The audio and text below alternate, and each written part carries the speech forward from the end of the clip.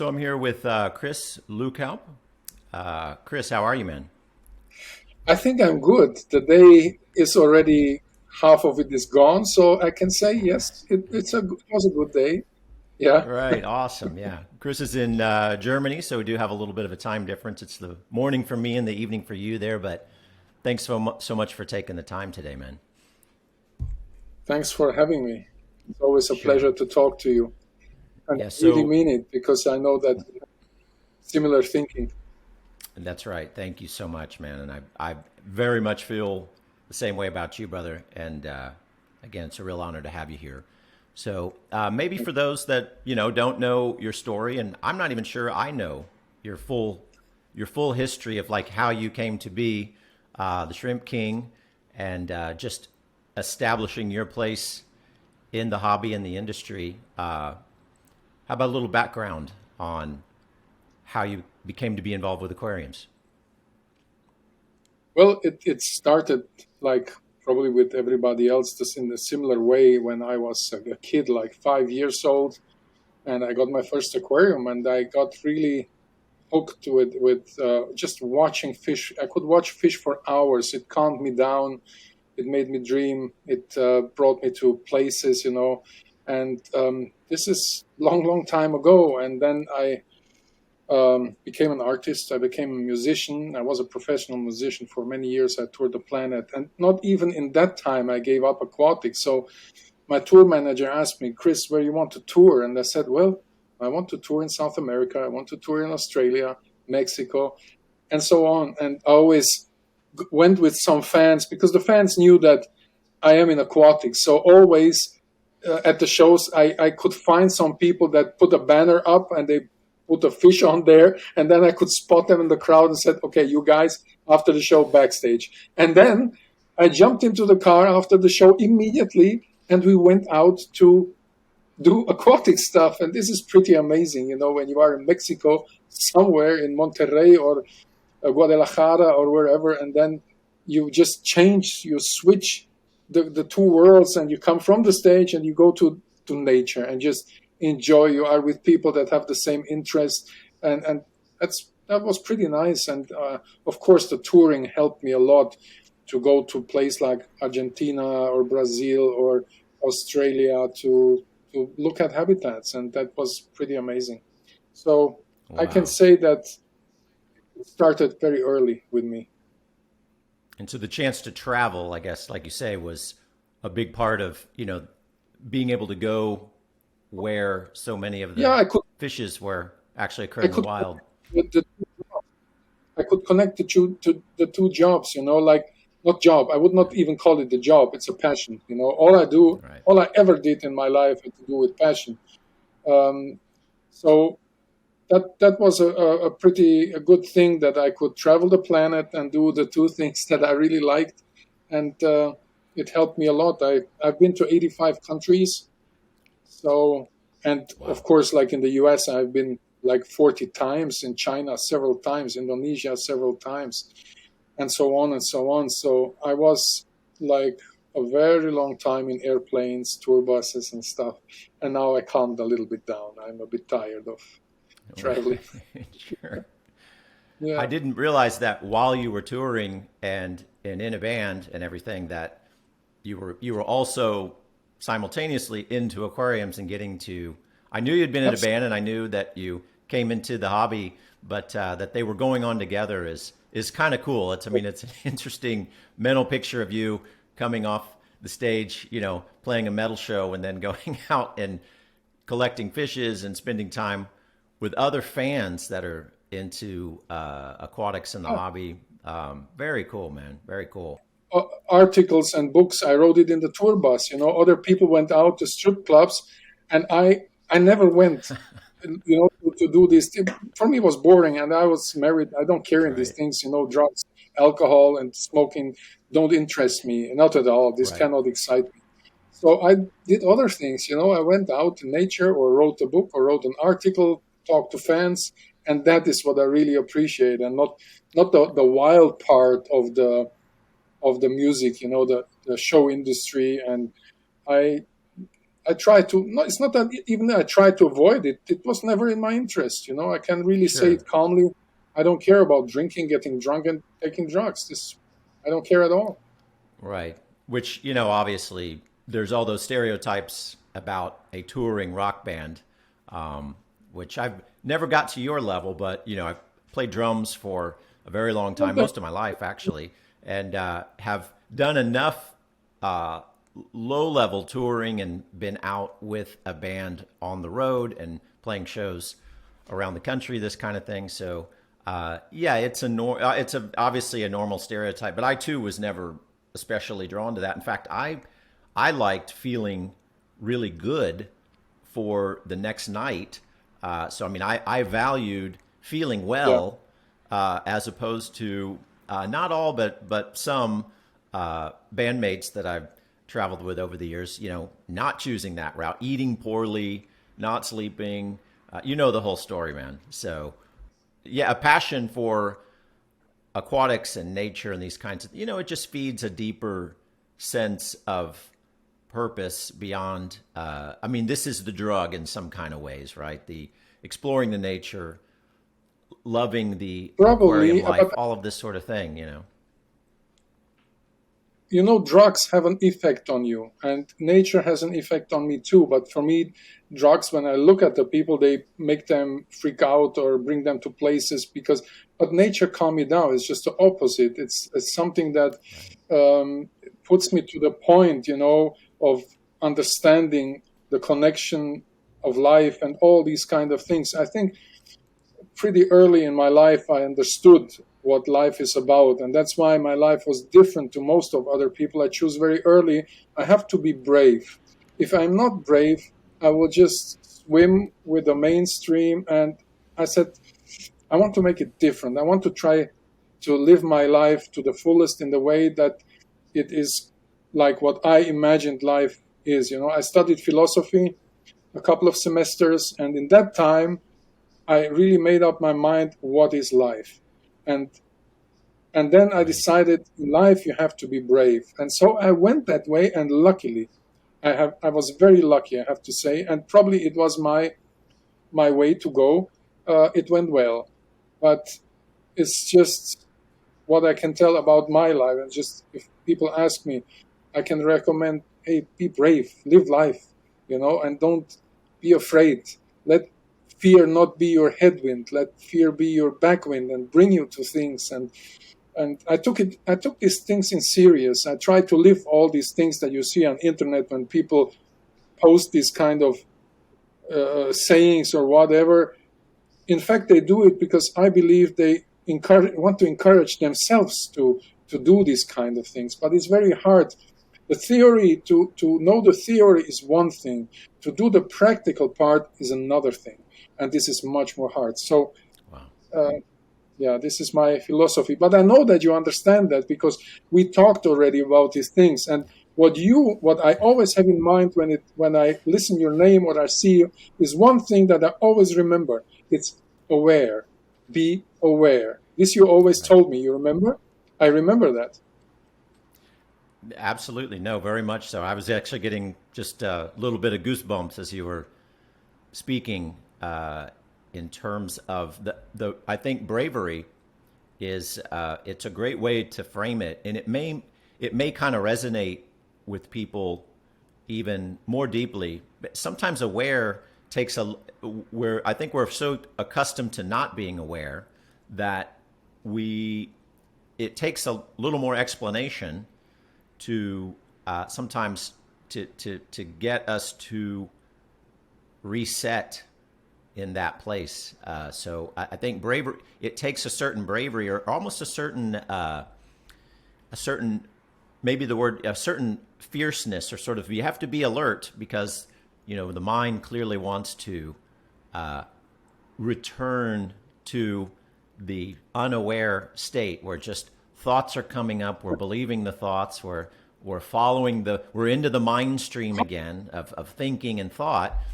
And awareness is Yeah. becoming aware that that is happening. And while to to many listeners, this may sound like a digression into consciousness awareness, enlightenment, and philosophy. I hope it is. But moreover, I think we can make a clear connection to the power of many things in life, but the aquarium specifically very much has this capacity to bring us 100% into the now. In fact, when we look at an aquarium, that few moments where there is no thought, we're just there. Even when they've done the neuroscientist has hooked the diodes up to the head and the body and everything, and they've measured this thing. I mean, you can find the research online in many places. This has gone on for years, yes, and that it's calming the body. Yes. The reduction in blood pressure, even the brainwave states are changing. That's meditation, and meditation is not sitting down on a pillow with the legs crossed and trying to be calm. Meditation it can happen any time, when you're driving, when you're at any time, and that's just returning to awareness, or I like this phrase, becoming aware of being aware. This capacity for a human being to just stop and become aware of being aware is a timeless thing. If I connect with you, it's these words. I know that you're a great aquascaper, and I really appreciate that. But if I remember you, if somebody will ask me and put your name out, this will be the words that I will connect to you. Exactly what you said with the awareness. So you see, we connect on different levels, and that's very interesting for me. I when I talk to people, I want to connect, not only talking about aquascaping. I want to talk about life, honest about life. Not always just putting up things. That's why when you ask me, how are you today? This is usually a phrase, but when people ask me, how are you today? I want to tell them usually how I am. And then I can see if they really understand, if they really mean it. And then I know where I stand, So. Sure. Ultimately, it's such a big deal to me that because your awareness is that's really what you are you're more awareness than you are mind or your sense of yourself. You could get knocked on the head just right. You knocked out cold, you wake up with something that even medical science would call amnesia, where you would not recognize your own family. And yet, your body and mind would still be functioning, your brain, I should say, not so much the mind in that situation. That's a different discussion, but your body is still functioning.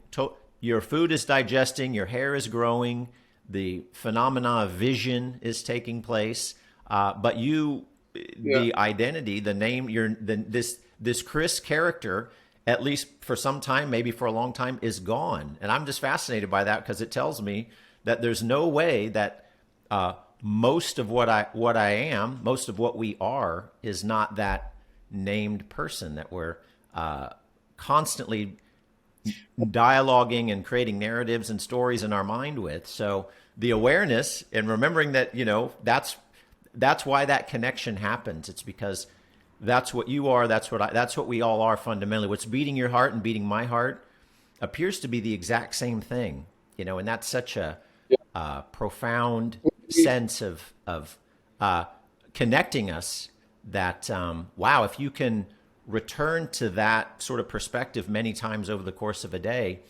it's going to make a difference in how you move in the world.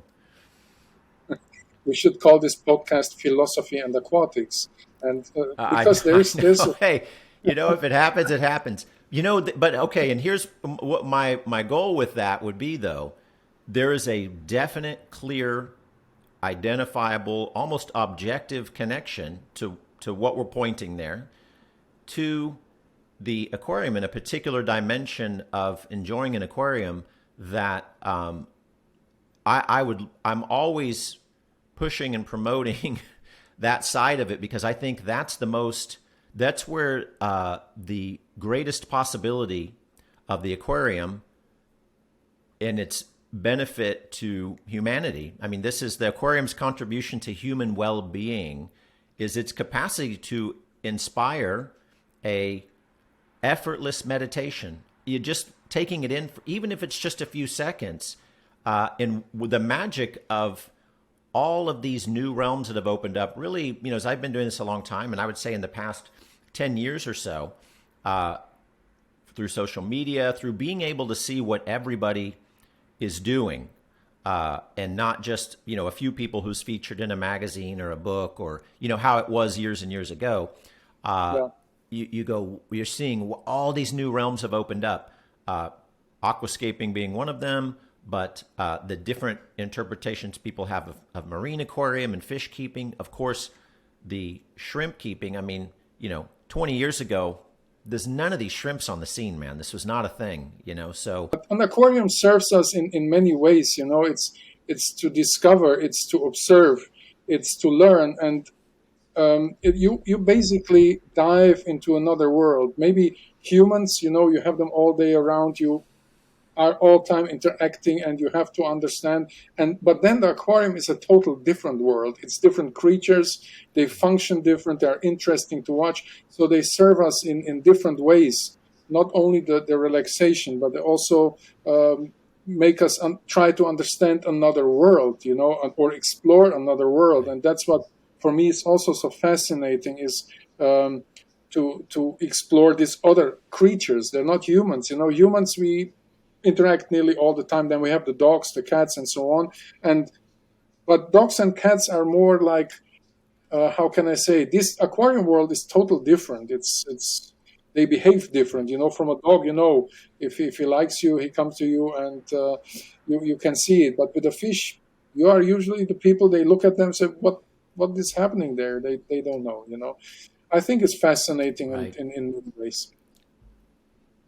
It is, and that it's even too why I at home I have returned to keeping goldfish, because I just find them to have an entirely different. This is something too. A lot of times I speak of it to my aquascaper friends. It is a little bit of eye rolling the eyes, okay, but there's Right. just a different level of engagement. And I've always said I'm an aquarium. I love aquariums. I mean, I love and engage and do all styles. Of course, I'm in a situation where I'm able to do that. I understand if you've got one or two aquariums in a small home, et cetera, you're not able to necessarily have one of every kind, though you are seeing a little bit more of a trend towards that direction. I think people, the kind of the home studio, people turning their living rooms into aquarium galleries, and exploring different styles. I'm seeing more and more of that, which I think is really cool. But the goldfish for me is just, it's almost,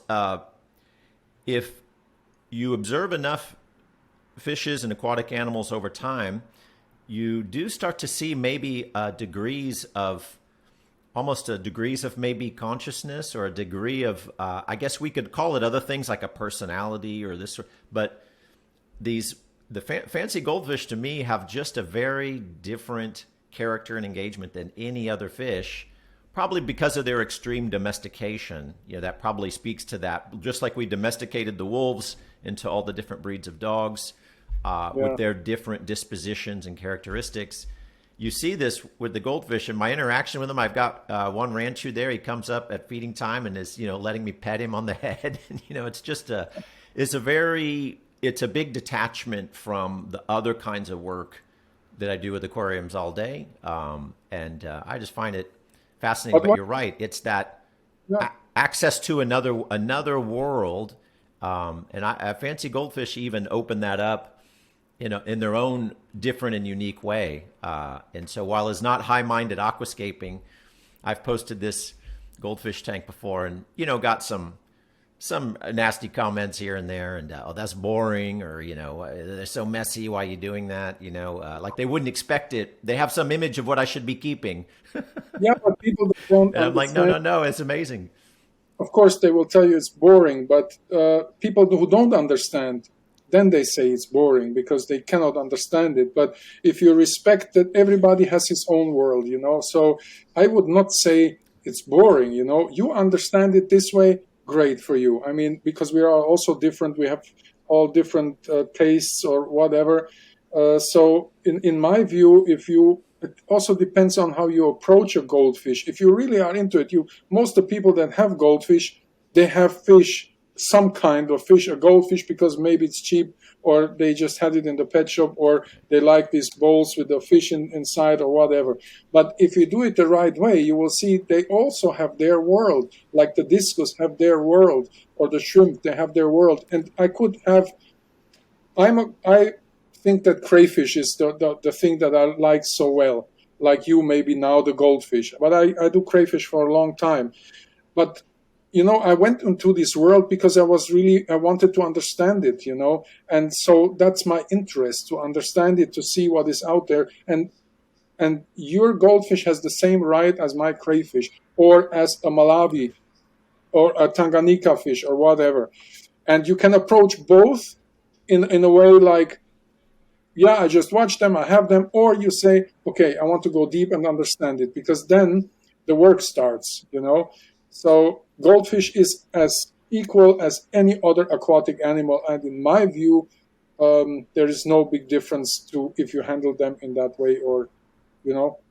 So that's why I think, hey, if you want Sure. to understand them, do this work and let us know about it, and then we also can learn something from it, and not just it's a goldfish. Well, it's boring. No, I don't see it like that. Right. Right. That's awesome, man. And and some of it too is just trying to. Well, I think people get. Then there's a goldfish scene, is what I'm trying to say. There's a goldfish community or tribe out there, and they're sort of engaging with it all, and they create a certain kind of narrative about what keeping that fish is and how they're displayed, and they're looking for. There's a much attention to the the form of the fish, the quality of the fish, all this. But yeah, it's a little hard sometimes to find that total spectrum of appreciation for all the different types. I just say aquarium, and of all the different types of aquariums and all the things you can do, because it's a point I make often, maybe too often, but that especially in a social media, YouTube, etc., what wins there, or what tends to gather the most people, historically anyway, is the kind of tribe mentality or a niche. The more, the better you are at a niche, the more attention that seems to grab from everybody else who's interested in it. And so sometimes an aquarium, to show this huge spectrum of different things, is a little hard to find as much of an audience, which I know we shouldn't be overly concerned about that. But if you're gonna be posting something on a social media anyway, I mean, let's be honest, the idea is to connect with other people, and it's not a criticism, but I do find that it's harder when you're saying, oh no, I love a goldfish and aquascaping and cichlids and shrimp and marine tanks, hard coral, soft coral, marine fish, moray eel, crayfish, puffer fish, Yeah. all of it, all of it. So it's to me, it's just aquariums, and it's even why I wanted to call this podcast the Aquarium Everything Podcast, so that we can just cover all the ground and try to bring, if we could kind of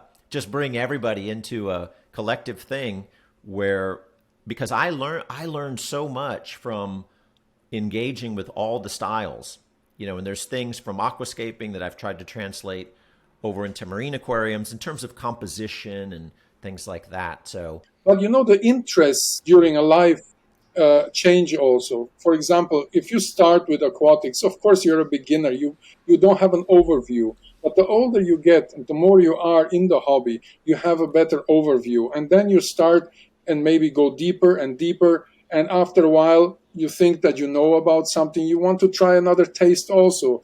So you will go deeper and deeper into the next thing. That's why I think it's great that you are interested in many things, because in the end of the day, you also can connect or make connections between different things. Maybe your connection between goldfish and Malavis is the aquascaping. So it's like a bridge, and you find always a new way to approach goldfish or the Malavis. And I think it's a great way to do it like that. And it's a very creative way. And it's it opens you also the way to go more broad, to have a better spectrum about the whole hobby. So if you just focused in beta, it's okay to do it. I have nothing against it. Do it. But if you want to have a really overview over the whole thing, then you should look at all of it. But this is just a recommendation. Agreed. I am not like a preacher that you have to. No, you don't have to. Do whatever you like. Of course not. Um, Of I will course. do it in the way that I like it, and yeah. Yeah, it's one thing I was going to say I admire about Oliver is at least here in the past few years, more so. He really shows us and has a nice big audience too to show a bigger spectrum of aquarium styles and possibilities. And he works with the cichlids, and he really this is a passionate aquarist. This is something beyond just aquascaper. This is I can tell. and I admire that a lot. And he's in my view the most open-minded, one of them. I would say not the most, because that's always difficult, because things shift also. It's a constant flow. I would not put anyone as the best, but he's one of the people that I think is very creative and open-minded. And I know that he's passionate. He's constantly thinking about things. I have a lot of respect for him. I know him since 35 years or something. We grew up in the same pet shop besides university. I worked in that shop, and he too, and Oh, some okay. other people too, that are now known in the hobby. So I know his career for a long time. He was always humble. He's a very nice guy. Not the ego, we as artists have always a big ego. And this is something that is always we get confronted with, and we have to handle that in a way. If we are aware of it, yeah, this is the point. Our ego is there, and you talked about it before, that we want to create things and be present and want to have audience and this and that. And this is like the contrapoint of the passion, the ego that wants to be heard or seen or all that. But then we have to see or ask ourselves why we do it. Do we want to present a big audience because of our ego, or because we really live it and like it? And in this way, I would say Oliver is doing a pretty good job, and he really lives it. I have a lot of respect that he's consequently doing it in a good and right way. I Like I told Right. you, I'm an artist. I know what it is to be on stage and all these things. And I thought about ego and why I do things, why I want to have that my videos have a lot of views. And this always brings me a little bit in the conflict with my how can I say, the human part in me that thinks I should not go for these things. I should go for the passion, because that's the only thing that counts, And if you want to be a good teacher, don't keep things for yourself. Show it to everyone. Be generous, and all these kind of things. And I try to think more about these things than just to create a big audience. So the human factor always gets into these things as well. And with Oliver, Right. I Yes. think he's a good example of being just doing it in the right way. He's very authentic. I mean, he's really Absolutely. he's just sharing things he loves and moments he loves, and people. I think that resonates with people. And he goes way back too. I can remember well before social media, and when even not many people were online or had a website. He was sharing photos, and one of the few people early on that I really connect with. Oh wow, here's somebody else doing this kind of work, and Same thing. maybe seeing all this in the same kind of way. When at the time the only real consistent inspiration at that time was maybe Mr. Amano, or then there was like the experts in more of the scientific realm, the cichlid masters, the discus masters, guys that were really doing progressive things with marine tanks. But Oliver was really early on the scene with sort of aquascaping and showing us a deeper possibility. So that's cool that you guys have known each other that long. I wasn't aware of that you worked together in a shop and all of this. So you go back I mean, you were engaged in the hobby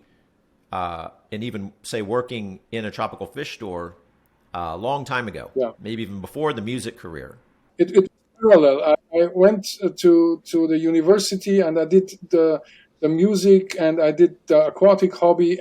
In fact, it just ignited in 1 or 2 years where I did like all of that, and then I went. I tried to go always parallel with music. I didn't want to give up the music because it was really nice to be touring and all that and be creative. You know what I enjoyed most? I hated photo sessions and all that stuff. What I enjoyed, it's not that I hated it, because hate is not in. In fact, I don't hate nothing. I just um, I'm not patient enough for everything. But with the music, I enjoyed the process of creating, of writing music, and then when the people come to you, and you know what, a lot of people told me about my songs that I've written. I understand water here. You know, the flowing of the water, and when you can hear that in a song, and I always also said it then in interviews, you know, if when I write, I like this to think in moments where I'm at the river, or you know, this nature stuff, and I always said it. And if you listen at the songs, they are connected. There's a flow of emotions and all that. It is connected to nature very often, you know, also the lyrics. So there is there is this connection. For sure. How did you get into the your underwater and your actual going to habitats, YouTube videos, and your filming there is really extraordinary. In fact, if you were, I have a whole folder on my phone and on my computer of, you know, I will take screen grabs or screenshots from your videos when I see just a little frame, a little moment. And this has actually inspired numerous aquascapes that I went on to do. They would just give me a wonderful sort of little moment of, you know, just the way the angle was or whatever, the way you showed the plants. And I'm like, oh, wow. And maybe I'm not recreating it exactly, but I've gotten so many ideas, in all honesty, so many ideas from your videos, your underwater stuff. Obviously, this is just an extension of your passion for it, right? Well, this is a part of my passion. I mean, I've seen it the first time. I remember Oliver Lucanos showed a video, and I was, this is amazing. I want to do the same. And I immediately, I caught fire and I said, I will do it. And 2 months later, I was in a plane and I went to Florida, I think. I don't remember exactly what it was, but I remember that it was Oliver Lucanos that showed a little film, a little clip. And I said, I want to do that. And the underwater Yeah.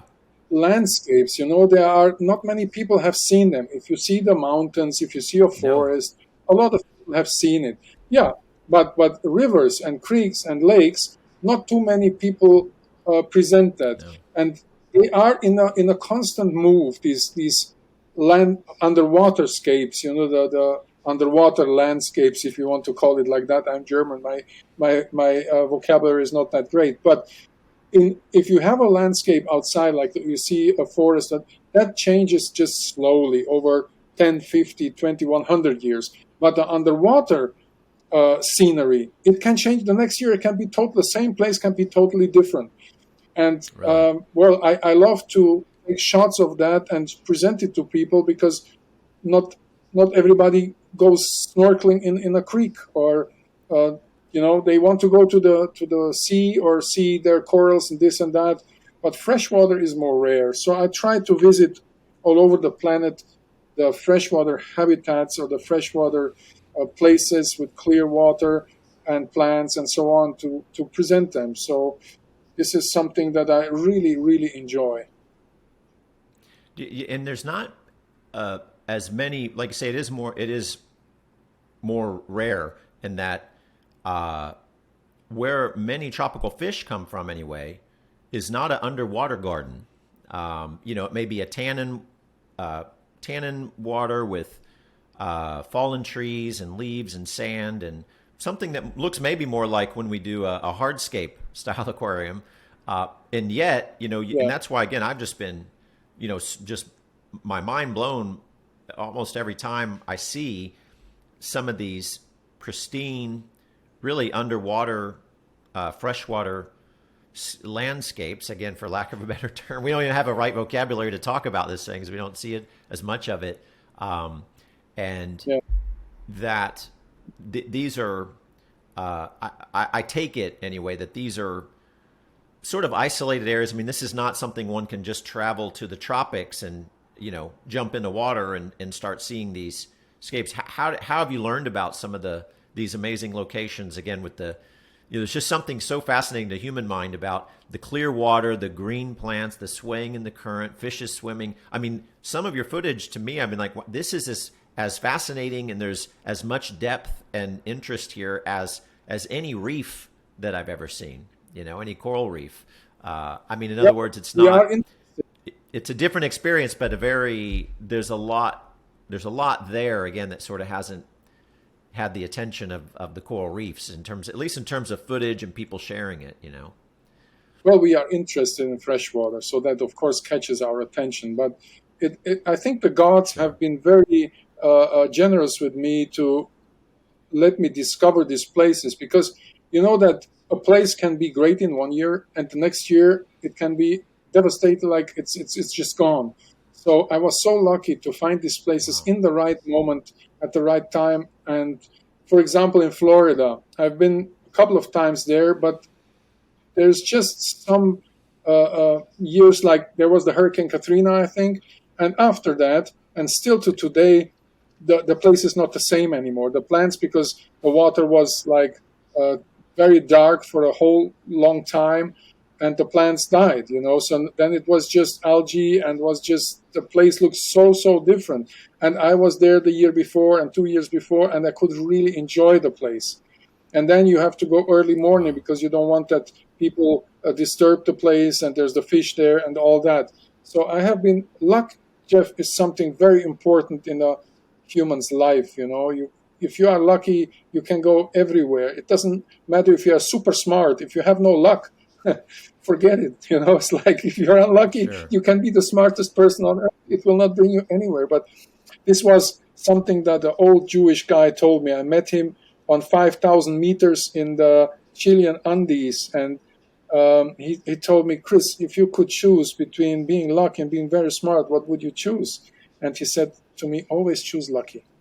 And he was like 80 something Sure. and was up there on the high mountains. I could not even get air while my wife was jumping around because she's half Indian also. But I could, because so high there's no oxygen. And this old guy told me these wise words, and I always will remember them. So luck is something Sure. that brought me, I think, and the generosity of the gods that brought me to these places. To be honest, I believe that. Wow, that's awesome, man. And I think there's got to be a moment too when you first dip under that water and you're capturing the footage and just it. And I love how your footage kind of, even I'm looking on my phone, but I'm there for a minute, for just a minute. I'm there, and I'm. Well, this has to be a this is what pretty amazing sensation. I want that the people join me, because I want to show them these places. I want to share. Right. Sharing is generosity, and sharing is something very important. And again, this has something to do with the ego. That for me, I want to work it. I want to have this, not the fight, but this thing going on with the ego. I always tell myself, share the things, tell the people where it is, go there, look at it, and not keep things for yourself.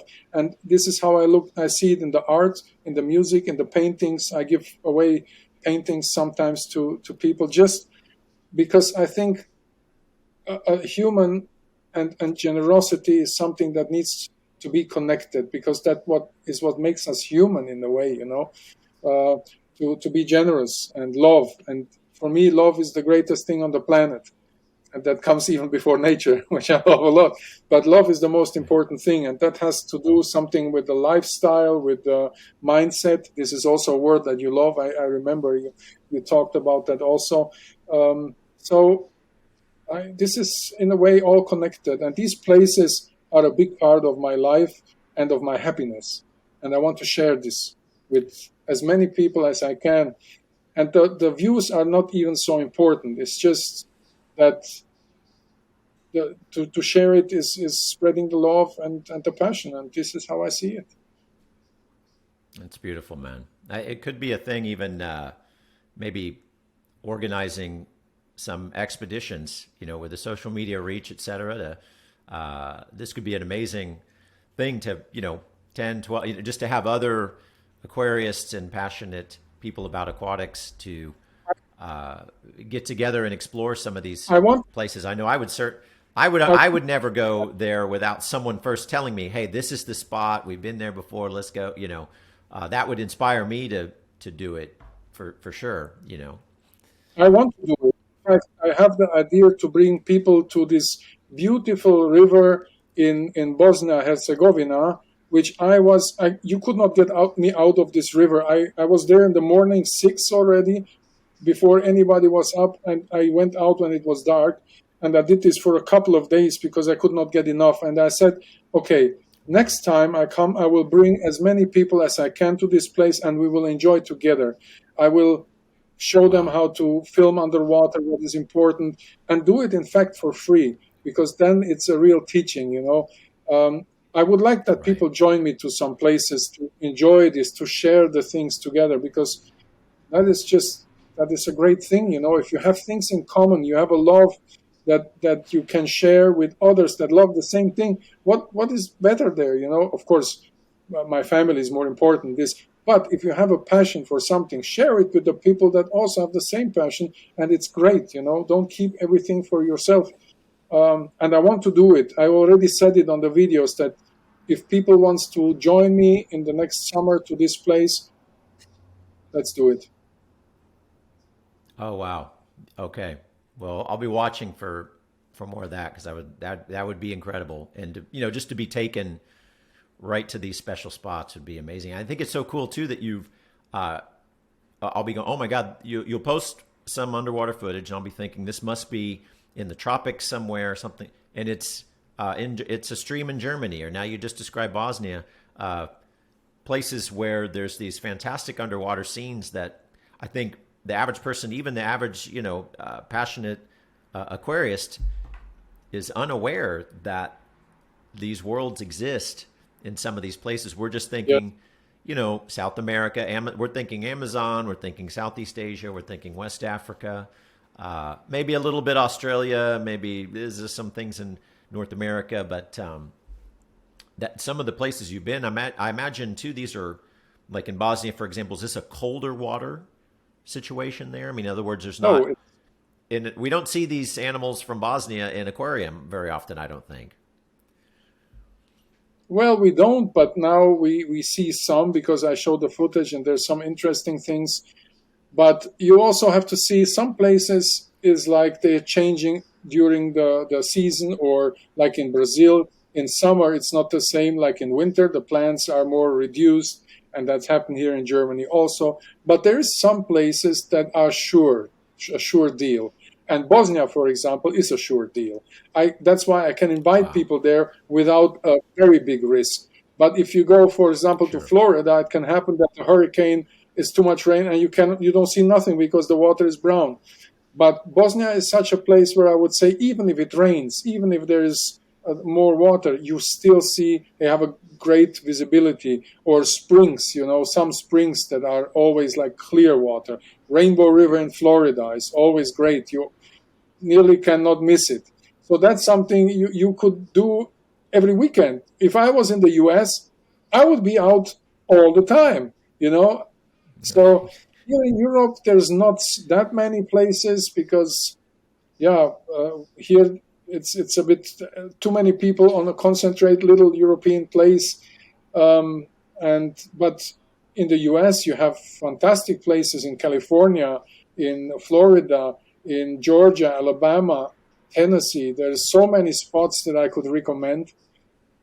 Amazing places. Nature, You are very blessed with good nature in the US. It's true, actually. Yeah, I think there's a certain fascination when you see a familiar aquarium fish in the wild. There's that tetra, that cichlid. There's a plant that we keep in aquascaping, and that's always there's an added layer of interest as aquarium hobbyists there. But you're absolutely right. The overall access to aquatic nature is something that can certainly, inspire our aquariums. And, these may not be areas where fish are collected for aquarium trade, et cetera, but they're very interesting because you find things that yeah, have not seen before in the aquarium. I mean, if you go to Alabama or to Georgia, northern part, or Tennessee, you see a lot of snails, you see fish, you see crayfish, you even see shrimp, you see turtles, you see snakes, and all in one spot, plus the clear water. I mean, I could spend a day there because you also have colorful fish. But the darters, for example, beautiful, colorful fish. It's right. beautiful to observe them. You don't have them in the trade, but for me, that doesn't matter. I know that an aquarist wants to see neon tetras in the habitat, and that's okay, perfectly okay. But I'm interested in that, but also in the things that are not shown or popular, because, and then there's the spirit of discovering, and I think this is a big part, that I want to discover things. I want to see. I just described a new species from Papua. I have described several new species, and the discovering of these things is also very exciting for me. To have this part, being an explorer, discoverer, and that is a big part as well. That's why I love to go to Papua New Guinea. I've been in beautiful places there, clear water, rainbow fish there, amazing. Yeah, definitely your work with crayfish especially has just exposed yet another whole new dimension. Like how I know about any of those animals is exclusively through your discovery, sharing, exposure of them. And wow, who knew? I mean, some of the colors, the character, the visual interest, this fascinating animal that I growing up here in Texas, sometime in Houston, called the Bayou City, because that's just been how the water's been managed. There's a lot of bayous, et cetera. So having a ditch in your front yard, for water drainage was very normal growing up, where I lived anyway. Even in the suburbs, people may have this, a ditch, and if it rains enough, this is a little mini river. This is a little miniature stream, and you're right in your front yard. And the crayfish were just abundant. I mean, sometimes after several weeks of rain. Now, this type would make this kind of a mud mound, little clumps of mud, and up in a mound. And so this would be a whole. We called them crawdads. We call it crawdad was the name we called this things as kids. But yeah, you could look down the ditch after the water had receded. There was this dirt mound. I mean, hundreds of them. I mean, you just all the way down for as far as you could see down in the ditch after the water receded. And we were out there. We would take like a little piece of bacon or some lunch meat, and we put on a paper clip with a string and drop it into water. Just to attract them. We're just pulling up and looking at them. We throw them back in the water. But I had, and occasionally we would get a bright red one, and we, as kids, we called these. We just, making up names. We called them red hots. Oh wow, this was like, oh man, you caught a red hot.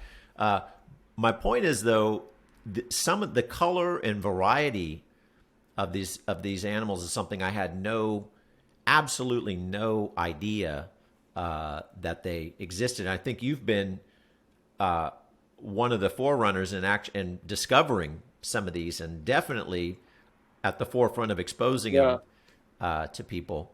I collected 500 species. What's the number again? Really? 500 species I collected myself, and I described, I don't know how many, but I described several. I just described one, came out a paper like 10 days ago.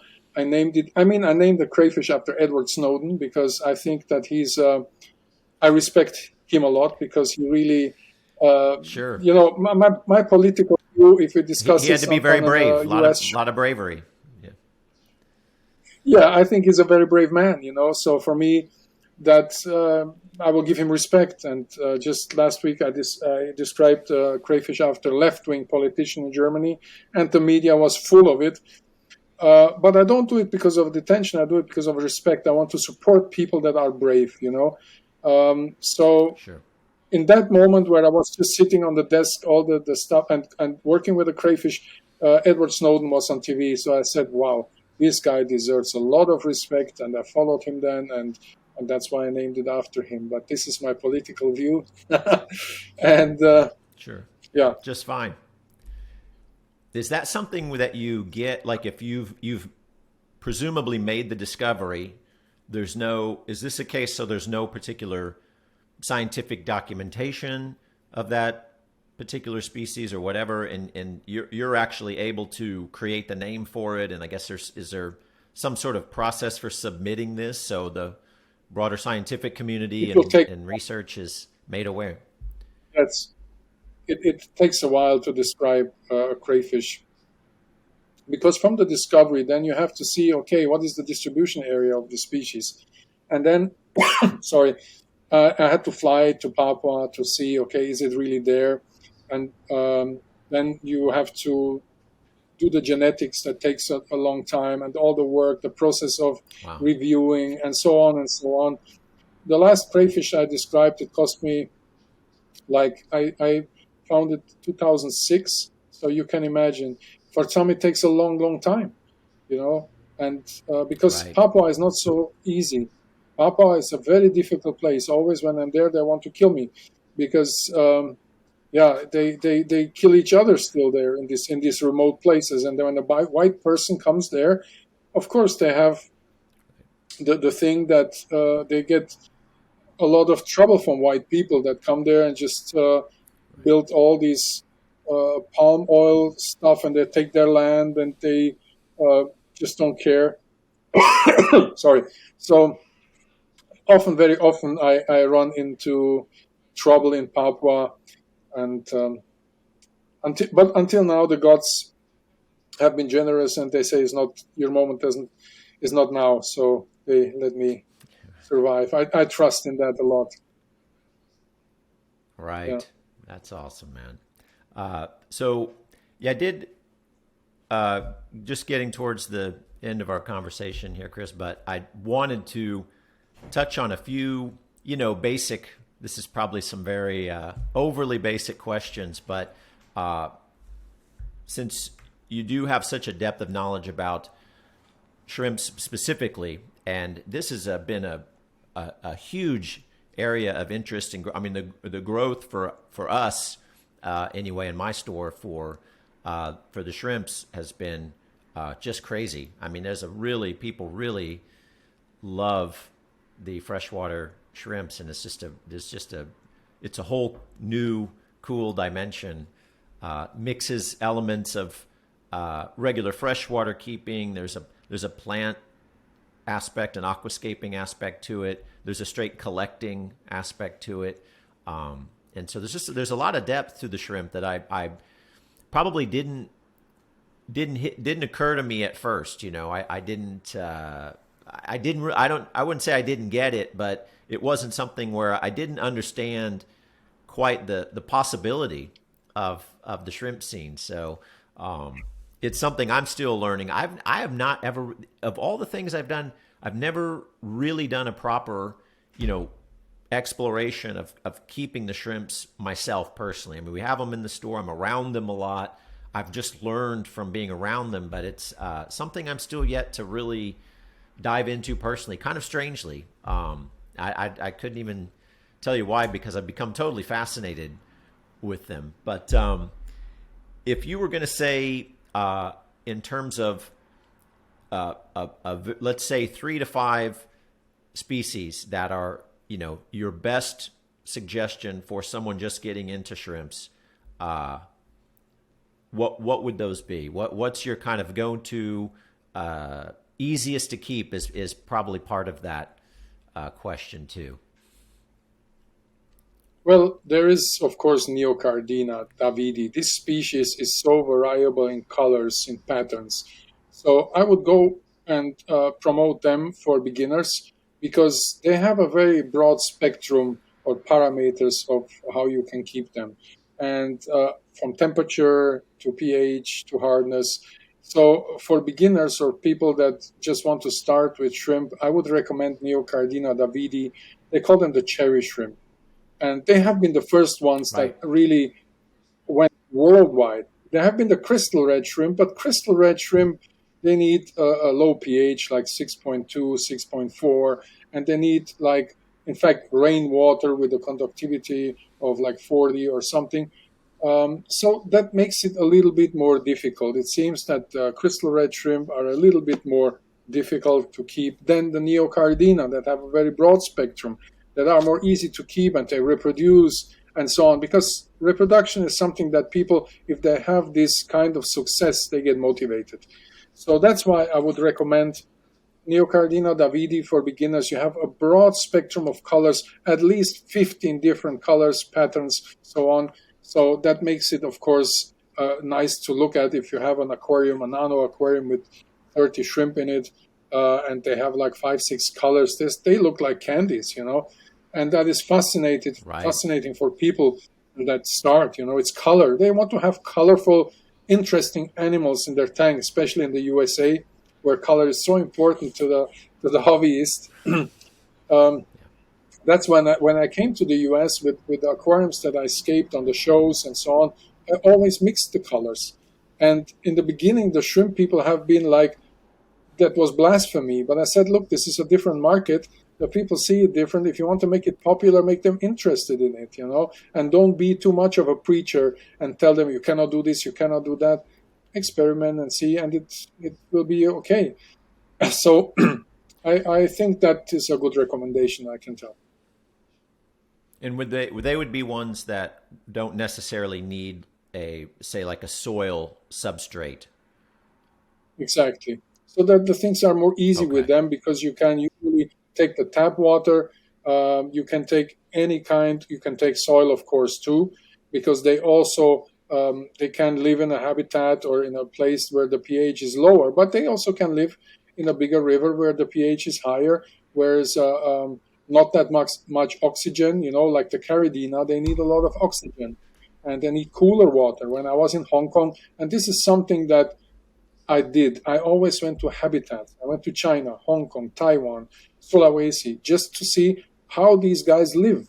And when you look at the habitats and you put some attention there, then you can find out about things. And then you can say, okay, this is probably the thing that they like or they don't like. So this is essential in my view. If you want to write a book or you want to make a good YouTube video about the things, you should go to the places and see where these animals live. That's, yeah, very, very wise. I think that is an often overlooked aspect of how we seek to understand a lot of the things we keep in aquariums. You Yeah. did mention rainwater. Uh, is so this could be an advantageous thing to do for some Caridina. types of shrimps. Yeah, for Caridina, if you Okay, you can take RO water, of course, and then you harden it up with those different salts because that really helps. But you sure. also just take rainwater if you want to collect it, and then keep a crystal red shrimp with it. Usually, it goes well. Or you go to Walmart and buy the mountain water, which is also okay to use it. RO water, mountain water. They have it in like these gallon canisters. Or you just collect the rainwater. If it's not in a big city, in a Sure. big city usually is a lot of pollution, and shrimp get very. If you just, for example, if you go and gas up your car and you touch the nozzle there, and you go back home, forget to wash your hands, and you put it in an aquarium, the shrimp can freak out. So there's a lot of things that, in fact, could affect them. Yeah, but this you have to just pay attention. They are sensitive to some things. Sure. Sure.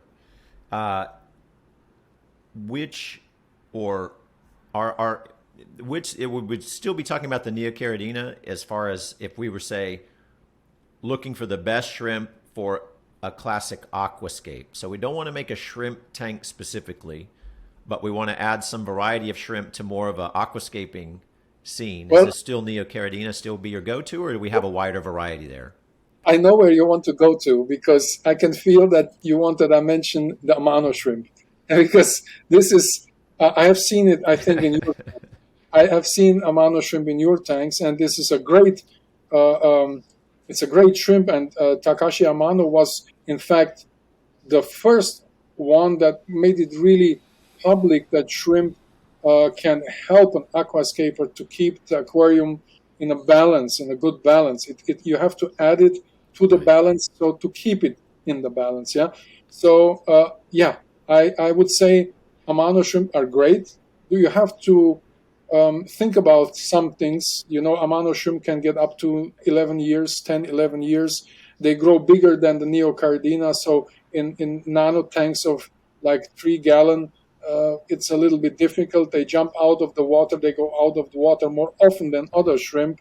They like protein. That means that if you have little Neocardinas and the Amano shrimp are hungry and are in need of protein, they will probably go after the babies too. They are more aggressive than other Okay. shrimp. So these are all factors that you have to think about then if you want to have a mono shrimp, but they do a great job. There's no doubt about that. You know, they eat a lot of biofilm and all these kinds of, if you feed too much, etc., they are great helpers. And they are, in fact, Which is one why of, that's why I thought of using them. Yeah. I mean, I wouldn't I think think, of the. I almost don't think of the. A mono shrimp is like essential part of the aquascaping recipe or formula. Like you have to certain point you put in your shrimps, but it's almost for a practical purpose of algae control. It's sometimes even called algae eating shrimp. You know, it's like so. Uh, and they're fascinating and super cool creatures. But if we wanted to have a little broader shrimp variety in an aquascape, would it still be that Neocaridina is the best case? In terms, my point is that we're not making a shrimp specific scape or aquarium. We just, in the same way that we can just put the Amano shrimp in, and we don't really do anything special for them. They're just living in there. They're living off of whatever algae they're eating, etc. So are there other more fancy shrimps that we can have in that same kind of way? Well, we're just adding to our aquascape. We're not requiring a special treatments. yeah, but the point is, usually people also want to have babies. This is something they really want to have, and Right. if they have this success, they go on. And Amano shrimp don't reproduce in fresh water. They need brackish or marine water to bring up the larvae, or that the larvae can grow. Um, and Neocardina don't need that. You know, they reproduce in fresh water, so that's the great thing.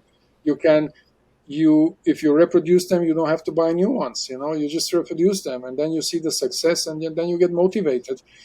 There is, of course, other caridinas. There's like the shadow shrimp. I call them shadow shrimp. It's a huge variety of patterns, of colors. There even is the metallic shrimp. I don't know if you have seen it. A metallic shrimp. It looks like a knight, like an armored thing, and it's amazing what is possible there. And this also keeps the hobby alive. It was like in the 80s and 90s when all these new Malavis came in. You remember that time? There was the trend, and the trend stopped when they didn't import any more new things. The people are neophile, we call it in Germany.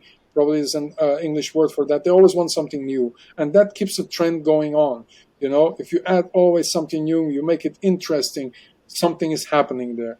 So of course, there's thousands of patterns of crossbred shrimp, like different species, like the tiger shrimp and the Logemani shrimp, the crystal red shrimp. If you crossbreed them, you can have a huge variety of colors, patterns. Not even there's Are, things that I thought in the past are not even possible. Now they are possible. are most of the shrimps that we see in the hobby? Uh, Most of these have been they're domesticated. They've been bred for these colors and this kind. I mean, in other Yeah. words, how many of these shrimps are actually come from the wild, or where the shrimp that we keep is the wild presentation of that species? Yeah, I would say that meanwhile, and I just posted in Facebook today that I have not seen a wild type shrimp anymore. Like, not really in, I would say in the past it was like 50-50, yeah? And now we have like, I would say 90 to 10%. Which is in one way good Okay, because they leave the habitat in peace and they don't collect, or maybe we have a problem because they already collected them all, and this gives me a headache. right. But usually, Neocardina, I would say, is the widest spread shrimp on the planet, and then comes maybe even the Okay. Amano shrimp, which is also meanwhile bred in bigger facilities. So they don't come from the wild anymore. So they are in fact also domesticated. But that would be a wild shrimp that would say, yo, this is from the 10% that we have out there. But if you look at pet shops or people's homes, Neocardina is everywhere Okay. in And all the they're countries. going to It doesn't be, matter so it's kind of if like I go to similar to Argentina. maybe discus. Well, So there, yeah, could there's be, way but more they are more easy. discus varieties than there are wild, right? Yeah, but they are much more easy to It- keep. So that's why they are also so successful. They are little, they are colorful. You can have them in tiny tanks, which are very flexible in nano tanks, and they don't harm. In fact they don't harm nobody. In fact, the fish harm them. If the fish are too big, they will eat them. But that's a great thing. If a species has such a big spectrum of adaptation and all the colors and doesn't harm anyone, that's a success, for the species. Sure. Yeah, my point about discus was to say that we have far more varieties of a domesticated discus than there is, sort of known wild species, or so many of the wild ones were, Heiko Blair collected it one time Yeah, and took a picture, and we never saw this thing again, But so similar with the shrimp, we could say the majority of what we see available for our aquariums are these are breeders and people developing new strains from the existing availability. I would So say even the so. Yes, metallics, for I think example, this is just would not have been created like that. I mean, meanwhile, I would say yes. The variety of we have like 200 Caridina, Neocardina out there, species, yeah, but we have for sure 400 types of if you look at all the Neocardina that are out there, the different patterns, the different colors, they alone have already like 30 different ones or even more, 35 maybe. Meanwhile, that you have strains there.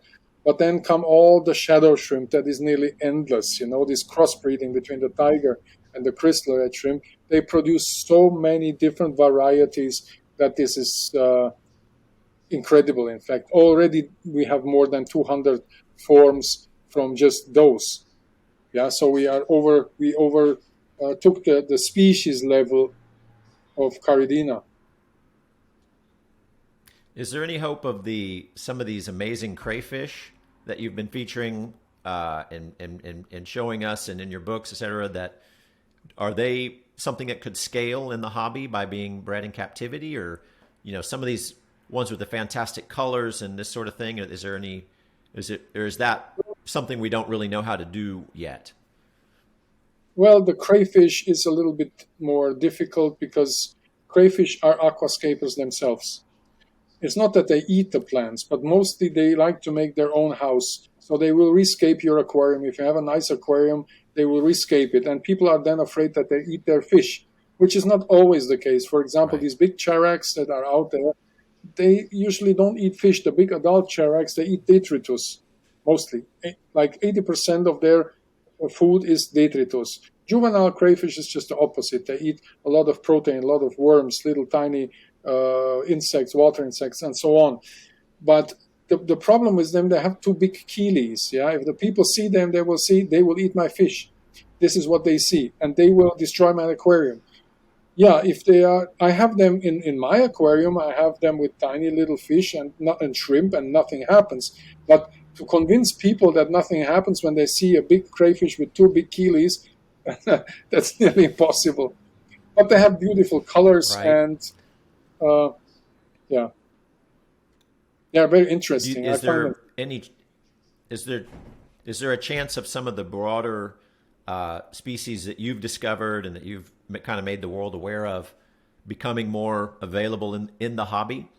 Is this something that is there any kind of possibility of a growing segment with I the crayfish? I don't think in the U.S. because the U.S. law has a lot of restrictions about crayfish. There's a lot of states where crayfish are not even allowed. You cannot transport them from one state to another state because a lot of the species are invasive. So of course Right. fish and what is the agency, Fish and Wildlife, they try to protect the species, which I 100% agree. I worked for Fish and Wildlife for a while, and I know the problems. And I know that people who go fishing, they take species and just release them in other places, and it's a huge problem. So, of course, but the Papua crayfish, for example, they are warm water crayfish. They will do great in Florida. Yeah, but the more north you go, like Kentucky already, they would just die because the water will be too cold and so on. But Florida, they could end up like the snakes there or the frogs or whatever. They could make a huge impact on nature, and we don't want that if the people release them. Here in Germany, it gets too cold for them, so no chance for them to survive here. As a niche, they are already big or popular in Germany because I did a lot of publication, a lot of presentation in the magazines. But in the U.S., it's a different market. It's you have great crayfish in the States or in the U.S., but I don't see it as big as shrimp, not by far.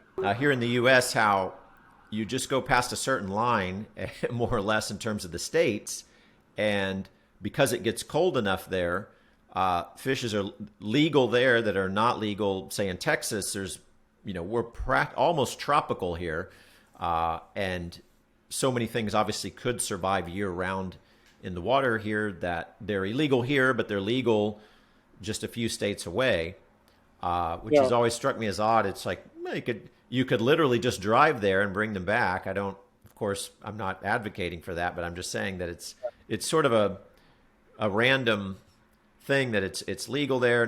People just going up north and buying piranha, and just, they're just driving in their car. So there's no checkpoint, at which, so it's kind of arbitrary. And yeah, it has which is probably why we have to have a stricter laws and regulation about that stuff here, just to deter it from being so easily, out of hand. I was just gonna say, maybe it's something we could get more into if we wanted to keep some of the crayfish, getting into going out and looking for them ourselves.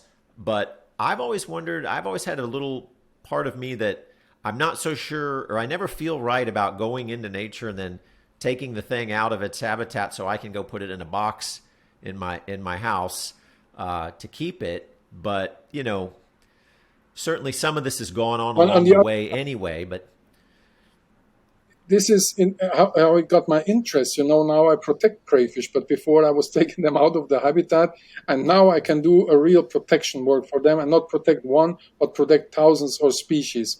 So I'm sorry for the one that suffered that I put in a box when I was 5, but now I'm interested, and now I can really study species and try to protect them.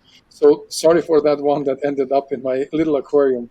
But you have a lot of, in some states like Alabama, you have 82 species of crayfish. Can you imagine that? And some are really, really beautiful, nice colored. And if you are a responsible aquarist, and if you are smart enough, you will not release them, because you could imagine that it has an impact, bring diseases or whatever, But some people are not there with this responsibility, so they need laws. They need to have these kind of things. Otherwise, I would say, yeah, it's fine that you have some piranhas in Texas, but it's not fine if you release them. That is a no-go. Right. I don't support these kind of things. Right. But hey, I would say I'm a professional aquarist, so I know it. But some people are not that professional, and they don't know. So we have to teach them. Our bayous here in Houston are actually notoriously full of many tropical fish from a lot from South America. They're able to live in the water here.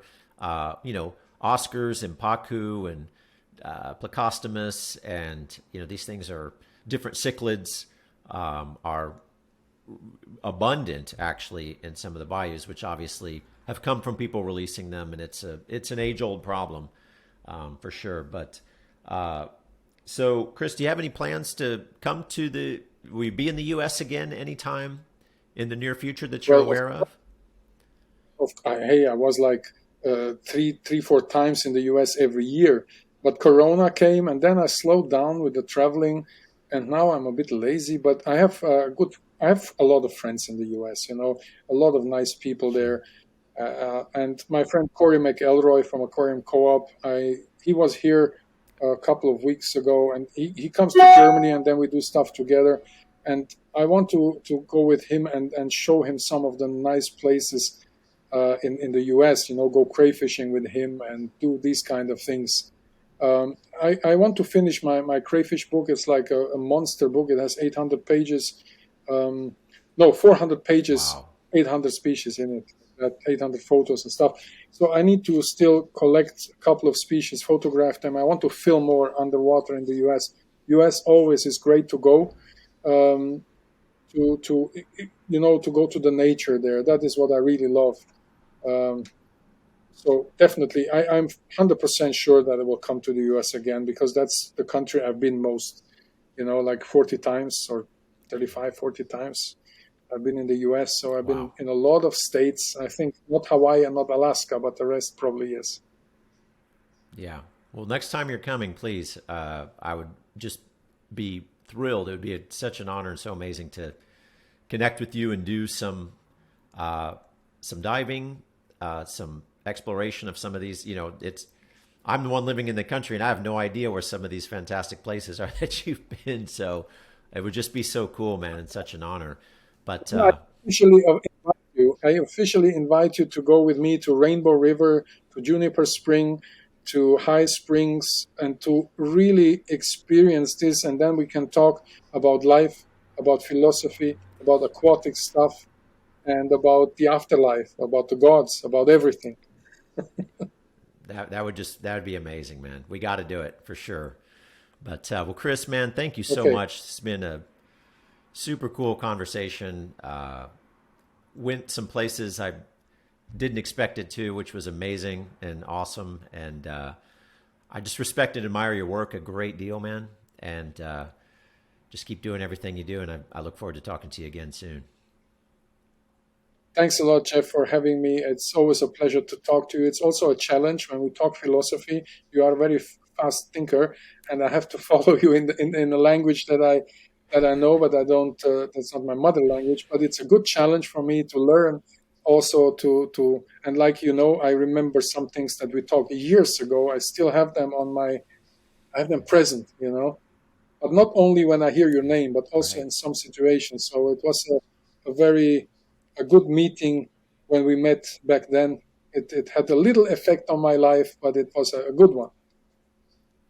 That's awesome, man. Thanks a I lot. appreciate that, brother. That means a lot. Thank you. And look forward to talking again soon, man. And of course, you do great work. You do it. You have your style, and this is something, Jeff, that I always want to tell you. When I see an aquarium and I know that the things go out of the tank in the US, probably you did it. So you have your own style, and this is something. It's like with a painter that you can recognize. If you see a Mark Rothko or you see a Kandinsky or a Picasso, he did it. And this is something, an achievement uh, that makes you like coming out of the mess. I would say. Right. Thanks a lot Thank for you, having man. me, Jeff. I'm honored. And I see you. That means a lot. Thank you. Thank you, man. And we'll talk again. Thanks, Chris. Auf Wiedersehen. Tschüss.